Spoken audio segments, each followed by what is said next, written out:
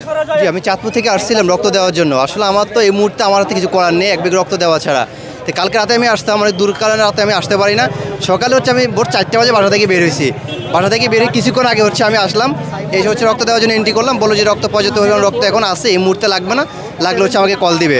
আমি বলছি যে আমি বিকাল পর্যন্ত এখানে আসি, যদি প্রয়োজন হয় আমি এক ব্যাগ রক্ত দিব। কারণ আমাদের ছোটো ভাই বোন, ওরা আমাদের ছোটো ভাই বোনের তুলে, এখন ওদেরকে তো আমরা কিছু করতে পারতেছি না, আর্থিকভাবে কোনো সহযোগিতা করতে পারতেছি না। আমাদের আছে কি শরীরে রক্ত, এখন আমার চেষ্টা হচ্ছে যদি এক ব্যাগ দুই ব্যাগ যতটুকু প্রয়োজন হয় আমার থেকে যতটুকু নিতে পারো আমি দিতে প্রস্তুত আছি, এই জন্য আমি এখানে আসছি।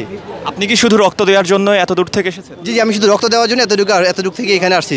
আমি কালকে রাতে আসতাম, শুধু কালকে রাতে আমি গাড়ি পাবো না, অনেক রাত হয়ে গেছে, এই জন্য আর এখান থেকে আমি আসতে পারি না। আমি সকাল 4টা বাজে ভোর বেরিয়েছি বাসা থেকে, 5টা বাজে বাসে উঠে হচ্ছে আমি এখানে আসছি এখন রক্ত দেওয়ার জন্য।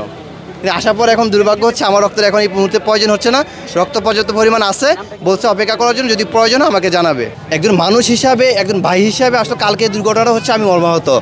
আমি এতটাই মর্মাহত যে আসলে আমাদের দেশের মানে যে পরিকল্পনা আপনি হচ্ছে এত ব্যস্ততা নগরীর ভিতরে আপনি কীভাবে হচ্ছে এখানে আপনি করতে যান, আপনি বিমানে হচ্ছে আপনি প্রশিক্ষণ নেন, বিমান প্রশিক্ষণ নেবেন আপনার হচ্ছে খালি জায়গায়, যেখানে হচ্ছে আপনার সমুদ্র আছে বা যেখানে আপনার পাহাড় আছে, আপনি এইসব জায়গায় প্রশিক্ষণ নেবেন। আপনি প্রশিক্ষণ নিচ্ছেন কোথায়? যেখানে ব্যস্ত 2 কোটি মানুষ থাকে, যেখানে এখানে হচ্ছে আপনি প্রশিক্ষণ নিচ্ছেন। এটা যারা এখানে যারা বসে তাদের বিন্দু পরিমাণ হচ্ছে এই দিক থেকে ওরা নর্মালি ভাবেই না, চিন্তাই করে না। এখন আমাদের ভাই আমরা 20 কোটি টাকা চুরি করতেছি, 20 কোটি টাকা রাস্তায় খরচ করতেছি, যেটা আমাদের কাজ হচ্ছে না। আমরা নতুন কিছু নিয়ে আসবো, তা না করে আমরা কি করতেছি, তা না করে আমরা হচ্ছে যে এই যে 70 বছর 80 বছর 30 বছর আগে জিনিসটাতে আমরা প্রশিক্ষণ নিচ্ছি। আরে ভাই যিনি কালকে হচ্ছে মারা গেছে, যিনি ফ্লাইট মারা গেছে ভাই, ওনার জীবনটা তো আরও আগে শেষ হয়ে গেছে। উনি যখন এই কর্মজীবনে পাড়া দিয়েছে তখন ওনার জীবন শেষ হয়ে গেছে।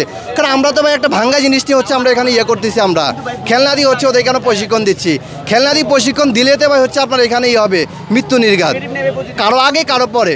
কিছুদিন আগে কক্সবাজারে একটা দুর্ঘটনা ঘটতেছে আমাদের হচ্ছে অসচেতনার কারণে। আমরা যারা দায়িত্বরত আমাদের অফিসার আছে তাদের একমাত্র সচেতন না থাকার কারণে আজকে অবস্থা। তারা যদি এখন যদি চিন্তা করতো, তারা যদি ওইভাবে যদি নতুন জিনিস যদি নিয়ে আসতো, 20 কোটি টাকা বাজেট করতেছে, কিন্তু আমাদের যেখানে প্রয়োজন এখানে কোনো বাজেট নেই।